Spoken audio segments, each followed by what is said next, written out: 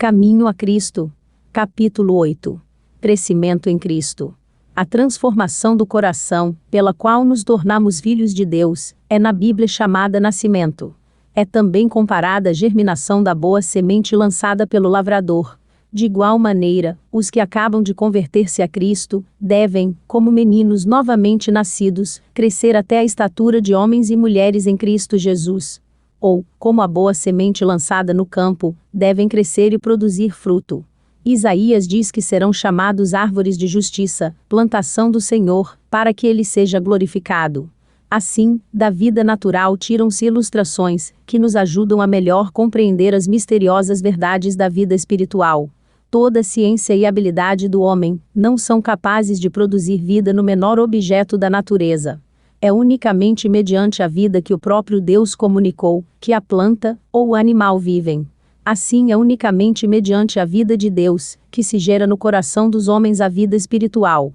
A menos que o homem nasça de novo, ou do alto, como dizem outras versões, não pode ser participante da vida que Cristo veio trazer. Como se dá com a vida, assim com o crescimento. É Deus quem faz o botão tornar-se flor, e a flor fruto. É por seu poder que a semente se desenvolve, primeiro, a erva, depois, a espiga, e por último, o grão cheio na espiga. E o profeta Oséias diz, referindo-se a Israel, que ele florescerá como lírio. Serão vivificados como trigo, e florescerão como a vide. E Jesus nos diz, considerai os lírios, como eles crescem. As plantas e flores não crescem em virtude de seu próprio cuidado, ansiedade ou esforço, mas pelo recebimento daquilo que Deus forneceu, para lhe servir a vida. A criança não pode, por qualquer ansiedade, ou poder próprio, aumentar sua estatura. Do mesmo modo não podeis vós, por vossa própria ansiedade, ou esforço, conseguir crescimento espiritual. A planta e a criança crescem recebendo do seu ambiente aquilo que lhe serve a vida, ar, luz do sol e alimento. O que esses dons da natureza são para o animal, e a planta, é Cristo para os que nele confiam. É-lhes luz perpétua, sol e escudo. Será para Israel, como orvalho. Descerá como a chuva sobre a erva ceifada. É ele a água viva, o pão de Deus que desce do céu, e dá vida ao mundo. No dom incomparável de seu Filho, Deus envolveu o mundo todo numa atmosfera de graça, tão real como o ar que circula ao redor do globo. Todos os que respirarem esta atmosfera vivificante hão de viver, e crescer até a estatura completa de homens e mulheres em Cristo Jesus. Como a flor se volve para o sol, para que os seus brilhantes raios a ajudem a desenvolver a beleza e simetria, assim devemos nós volver-nos para o sol da justiça, a fim de que a luz do céu incida sobre nós, e nosso caráter seja desenvolvido à semelhança de Cristo. Jesus ensina isso mesmo quando diz: estai em mim, e eu, em vós, como a vara de si mesma não pode dar fruto, se não estiver na videira, assim também vós, se não estiverdes em mim. Sem mim nada podereis fazer. Sois justamente tão dependentes de Cristo, para viver uma vida santa, como a vara é dependente do tronco para crescer, e dar fruto. Separados dele não tendes vida. Não tendes poder algum para resistir à tentação, ou crescer em graça e santidade. Permanecendo nele, florescereis. Derivando dele a vossa vida, não haveis de murchar, nem ser estéreis. Sereis como árvore plantada junto a ribeiros de água. Muitos têm a ideia de que devem fazer sozinhos parte do trabalho. Confiaram em Cristo para o perdão dos pecados, mas agora procuram por seus próprios esforços viver retamente. Mas qualquer esforço, como este terá de fracassar, diz Jesus. Sem mim nada podereis fazer. Nosso crescimento na graça, nossa felicidade, nossa utilidade, tudo depende de nossa união com Cristo. É pela comunhão com Ele, todo dia, toda hora, permanecendo nele, que devemos crescer na graça. Ele é não somente o autor, mas também o consumador de nossa fé. É Cristo primeiro, por último e sempre. Deve estar conosco, não só ao princípio e ao fim de nossa carreira, mas a cada passo do caminho. Diz Davi: tenho posto o Senhor continuamente diante de mim, por isso que Ele está à minha mão direita, nunca vacilarei. Perguntais: como permanecerei em Cristo? Do mesmo modo em que o recebestes a princípio. Como, pois, recebestes o Senhor Jesus Cristo, assim também andai nele. O justo viverá da fé. vós vos entregastes a Deus, para serdes inteiramente seus, para o servirdes, e lhe obedecerdes, e aceitastes a Cristo como vosso Salvador. Não pudestes vós mesmos expiar os vossos pecados, ou mudar vosso coração, mas tendo-vos entregue a Deus, crestes que Ele, por amor de Cristo, fez tudo isto por vós. Pela fé viestes a pertencer a Cristo, pela fé deveis nele crescer, dando e recebendo. Deveis dar tudo, vosso coração, vossa vontade, vosso serviço, dar-vos, a vós mesmos, a Ele, para lhe obedecerdes em tudo, o que de vós requer, e deveis receber tudo, Cristo, a plenitude de todas as bênçãos, para habitar em vosso coração, para ser vossa força, vossa justiça, vosso ajudador constante, a fim de vos dar poder para obedecerdes. Consagrai-vos a Deus pela manhã, fazede isto vossa primeira tarefa. Seja a vossa oração. Toma-me, Senhor, para ser teu inteiramente. Aos teus pés deponho todos os meus projetos. Usa-me hoje em teu serviço. Permanece comigo, e permite que toda minha obra se faça em ti. Esta é uma questão diária. Cada manhã consagrai-vos a Deus para esse dia.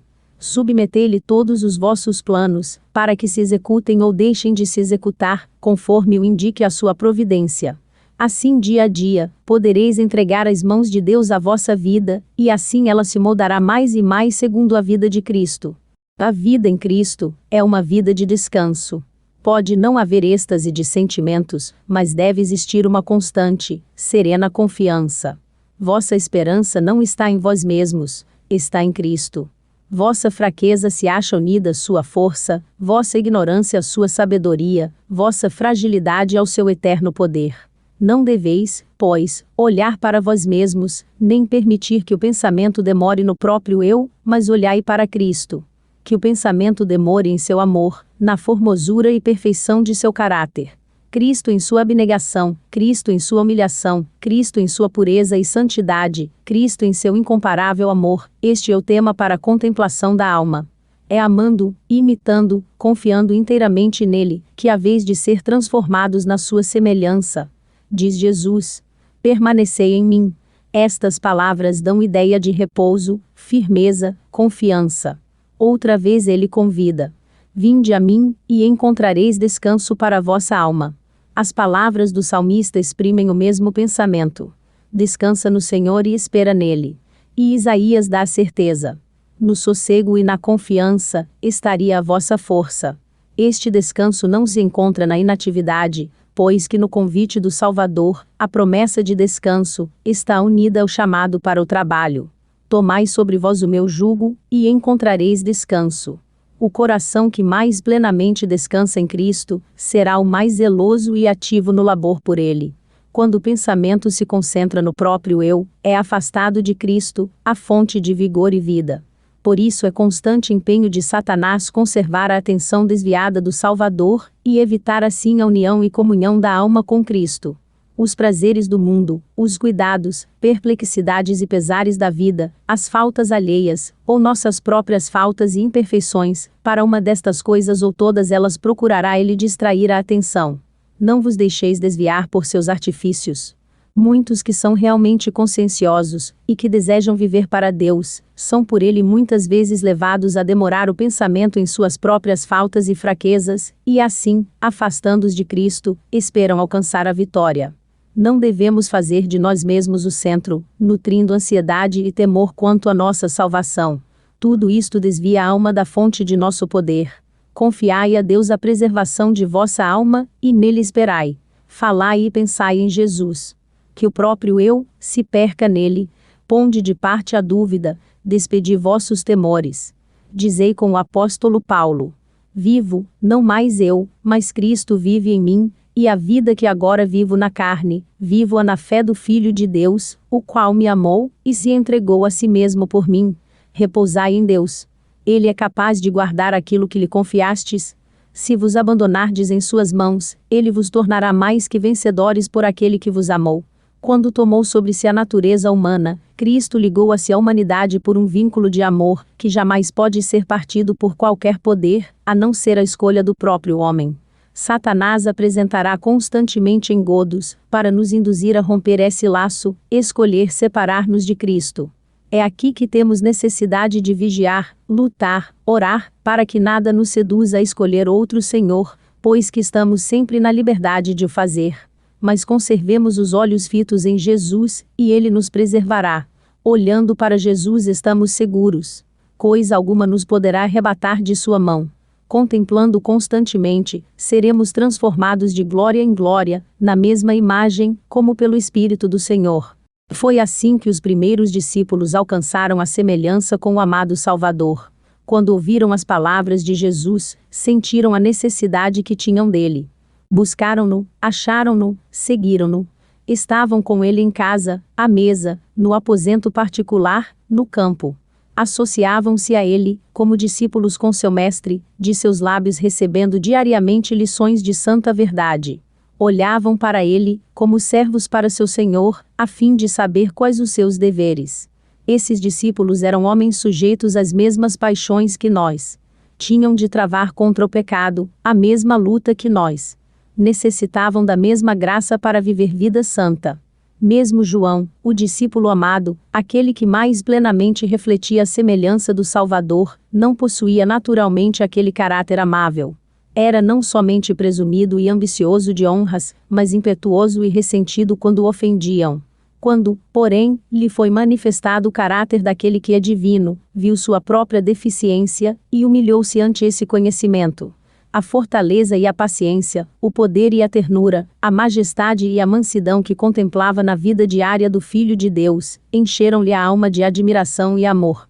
Dia a dia seu coração era atraído a Cristo, até perder de vista si próprio, pelo amor ao Mestre. Seu temperamento ressentido e ambicioso cedeu ao poder modelador de Cristo. A influência regeneradora do Espírito Santo renovou-lhe o coração. O poder do amor de Cristo operou a transformação do caráter. Este é o resultado certo da união com Jesus. Quando Cristo habita o coração, transforma-se toda a natureza.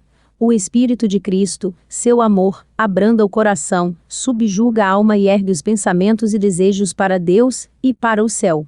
Quando Cristo ascendeu para o céu, seus seguidores continuaram ainda a sentir-lhe a presença. Era uma presença pessoal, cheia de amor e luz.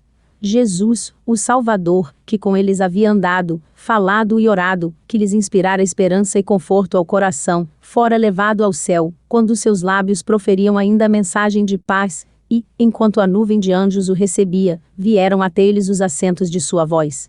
Eis que eu estou convosco todos os dias, até a consumação dos séculos. Ascender ao céu em forma humana.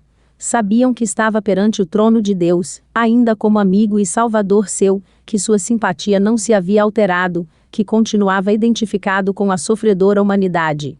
Estava apresentando perante Deus os méritos de seu próprio precioso sangue, mostrando suas mãos e pés feridos, em lembrança do preço que pagara por seus remidos. Sabiam que ascendera ao céu, a fim de lhes preparar lugar, e que voltaria e os levaria para si. Quando se reuniam, depois da ascensão, estavam ansiosos por apresentar as suas petições ao Pai, em nome de Jesus. Com solene reverência se prostravam em oração, repetindo a promessa: tudo quanto pedirdes a meu Pai, em meu nome, ele vo-lo há de dar. Até agora, nada pedistes em meu nome, pedi e recebereis, para que a vossa alegria se cumpra.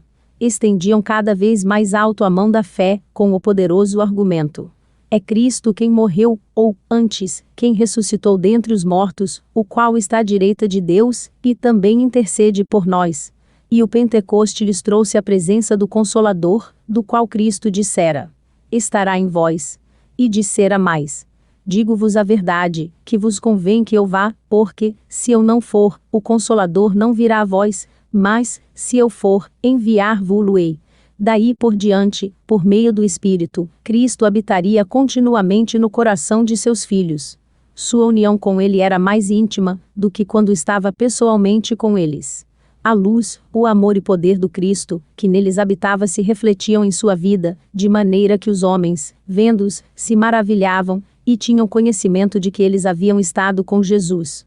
Tudo o que Cristo foi para os primeiros discípulos, deseja ser para seus filhos hoje. Pois naquela última oração, rodeado do pequeno grupo de discípulos, disse: não rogo somente por estes, mas também por aqueles que, pela sua palavra, hão de crer em mim. Jesus orou por nós, pedindo que fôssemos um com Ele, assim como Ele é um com o Pai. Que união é esta? Disse o Salvador, de si mesmo. O Filho por si mesmo não pode fazer coisa alguma, o Pai, que está em mim, é quem faz as obras. Habitando, pois, Cristo em nosso coração, operará, em nós tanto querer como efetuar, segundo a sua boa vontade. Trabalharemos como Ele trabalhou, manifestaremos o mesmo Espírito. E assim, amando e nele permanecendo, havemos de crescer em tudo, naquele que é a cabeça, Cristo.